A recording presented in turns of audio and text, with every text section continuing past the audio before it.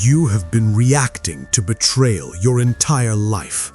Every outburst, every confrontation, every desperate plea for justice, you handed them the keys to your destruction. They taught you loyalty demands vengeance, that emotion purges the wound. But here's the brutal truth: emotion is the chain that keeps you bound. Machiavelli understood betrayal as a chess move, not a dagger to the heart. You expose your patterns, your weaknesses, inviting deeper strikes. Weak men rage and reveal, sovereigns vanish into shadow. This is the inversion. What you call justice is surrender. They count on your fire to burn yourself out. You never saw it. But now the game changes. Betrayal is not personal, it's opportunity. React and you lose. Detach and you dominate. This ends your predictability. Law number 1. The lie of emotional betrayal.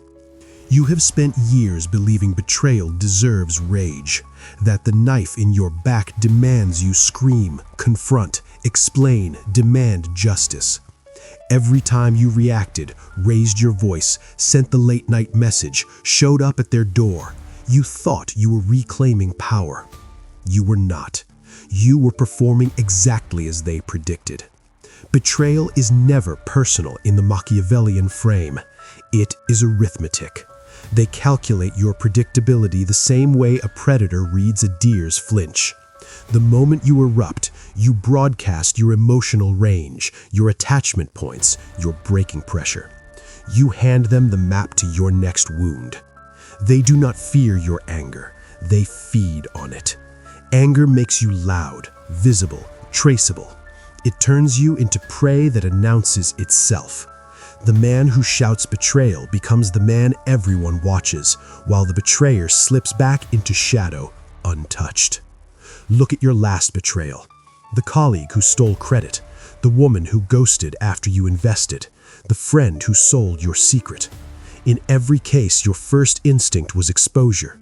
How could you? I trusted you. This isn't right.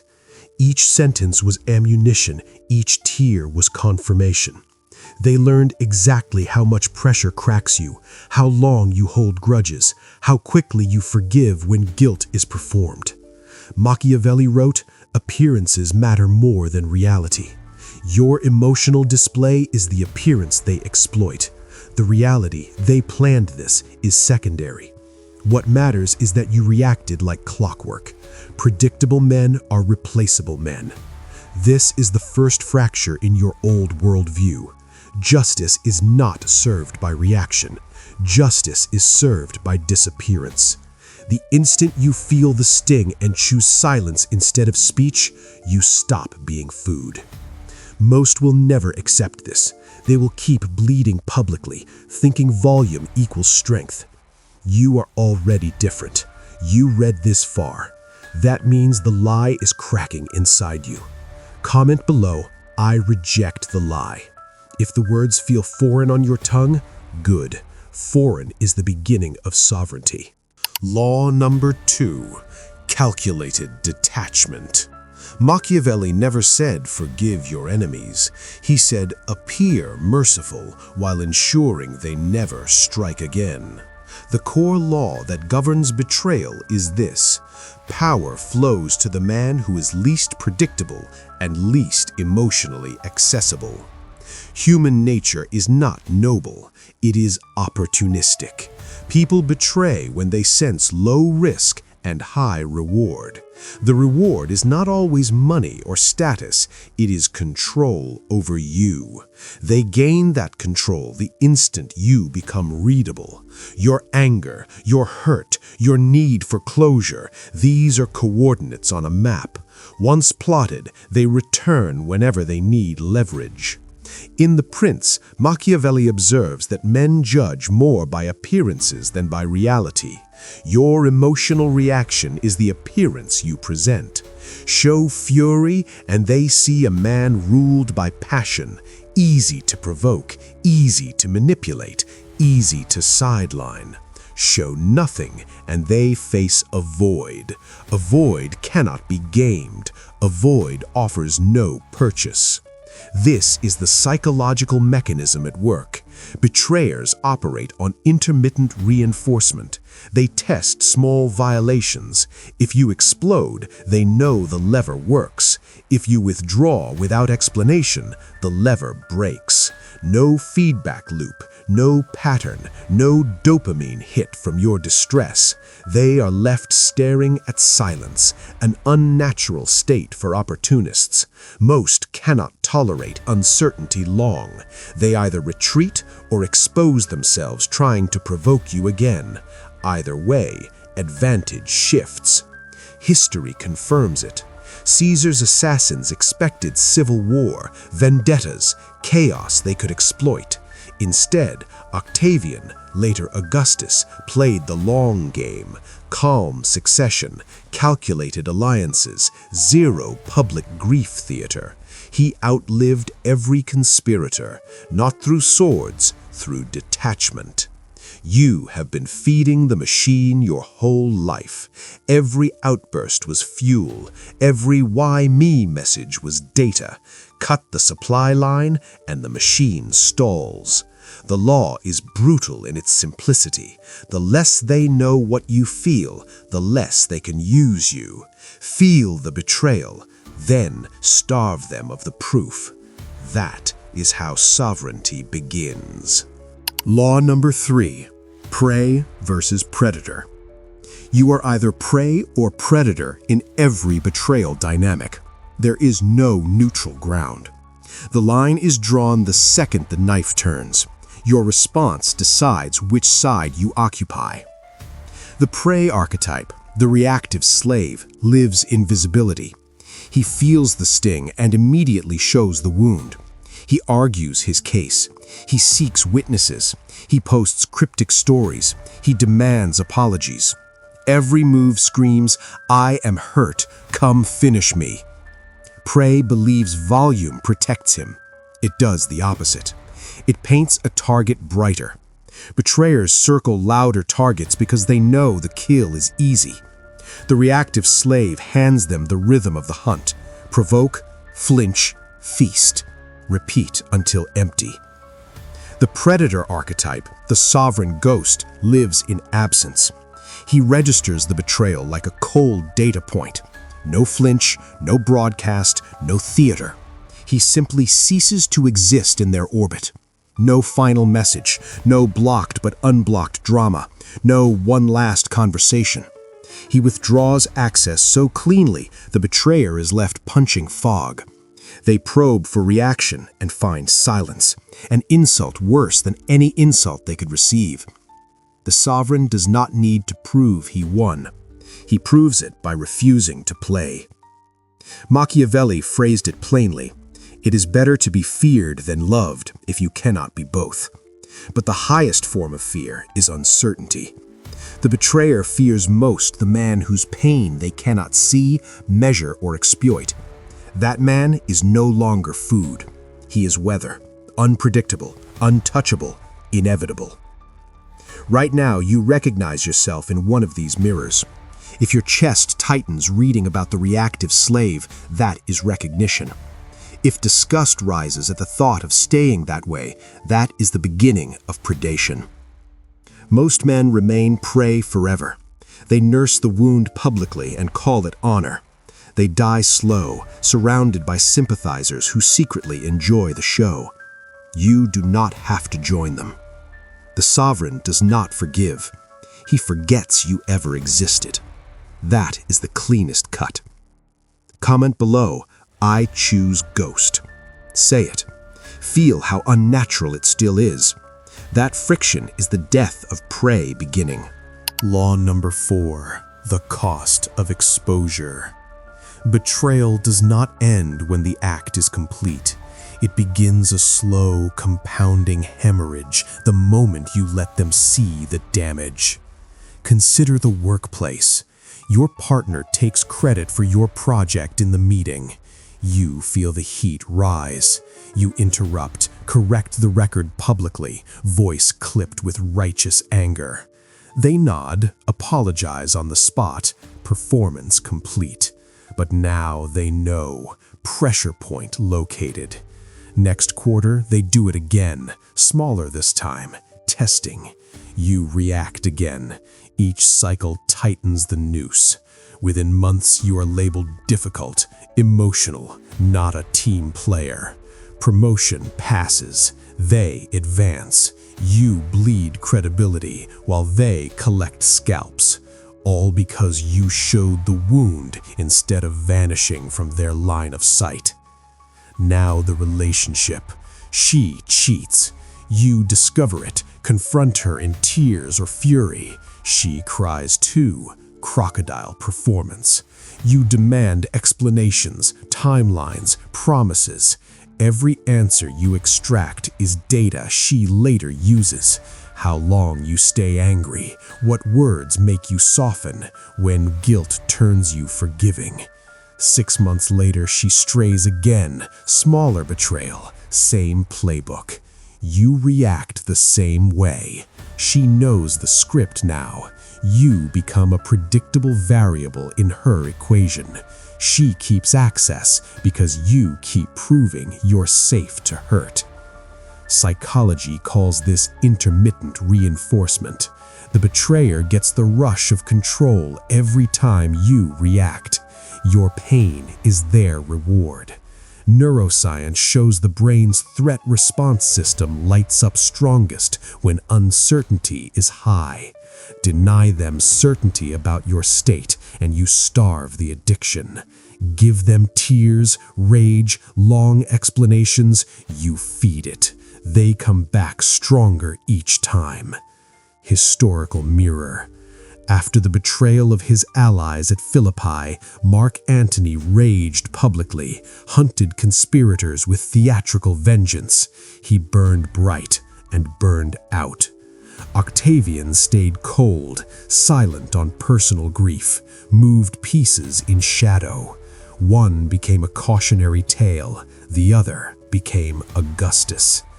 Every time you expose emotion after betrayal, you extend the lease on your own exploitation. The danger is not the first knife, it is the dozen that follow because you taught them where to aim. Feel that weight in your gut right now. That is urgency, not anger. Urgency to cut the cord before the next strike lands. You are no longer allowed to be an open book. Close it, lock it, burn the key in front of them if you must, but never let them read another page. Law number 5. Tactical withdrawal. The moment betrayal lands, your old instincts scream to engage. Crush them. Engagement is surrender. Here is the cold tactical framework that turns betrayal into your advantage. Execute without hesitation. First weapon, absolute silence. No reply. No, we need to talk. No emoji reaction. No vague story post. Silence is not passive. It is active denial of supply. They expect your script. Hurt, outburst, negotiation. Refuse the script entirely. The void you create forces them to fill it with their own anxiety. Most opportunists collapse under uncertainty faster than under confrontation. Let them stew in the echo of their own move. Second maneuver, pattern obliteration. They have cataloged your rhythms, how long you sulk, when you forgive, what words reopen the wound. Break every rhythm at once. Change your routines visibly where they can see but not reach. New gym time, new hangouts, new tone in group settings. Do not explain the changes, do not acknowledge their existence. Predictability is the chain, randomness is the bolt cutter. They probe for the old you and find a stranger. That dissonance erodes their confidence faster than any argument. Third principle, frame control through preemptive withdrawal. Before they can weaponize guilt or gaslight, remove their access entirely. Mute, restrict, ghost, quietly, surgically, without announcement. If forced into proximity, work, mutual circles, become a polite void. Minimal words, flat affect, zero emotional leakage. Interesting. Noted. Nothing more. You do not justify, you do not defend, you do not attack. You simply refuse to be a character in their story anymore. Machiavelli's counsel in The Prince: appear as you wish to be perceived, but never let them inside the mechanism. Your new appearance is calm, occupied, unreachable. The mechanism, your detachment, stays hidden. They sense the shift, but cannot name it. That nameless fear is your shield.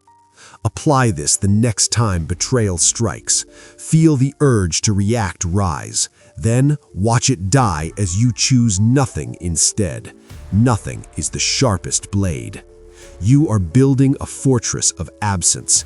Every ignored impulse reinforces the walls. They knock, you are not home. Eventually, they stop knocking. Comment below, silence is my weapon. Write it, mean it, then live it. Law number 6. Death of the reactive self. The old you, the man who felt every slight, who cataloged every wound, who believed explaining himself restored dignity, must be executed. Not gently, not gradually, completely. There is no coexistence. One identity lives, the other dies. This is not metaphor, it is surgery. The reactive self is a parasite that feeds on validation, closure, justice. Every time you indulge it, replay the betrayal, rehearse the perfect comeback, check if they noticed your silence, you keep the parasite alive. Starve it instead. Deny it oxygen. Let it convulse and rot in the dark. The new identity is the sovereign ghost. He does not feel less, he feels differently. Betrayal registers as intel, not injury. He does not mourn lost trust, he notes lost utility. He does not seek revenge, he renders revenge irrelevant by becoming unreachable. Where the old you chased shadows to prove a point, the ghost moves through shadows to preserve power. He is polite when required, absent when not. He leaves no emotional footprint.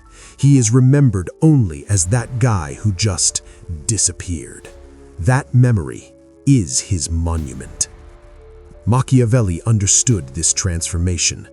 Men are so simple and so much inclined to obey immediate needs that a deceiver will never lack victims for his deceptions.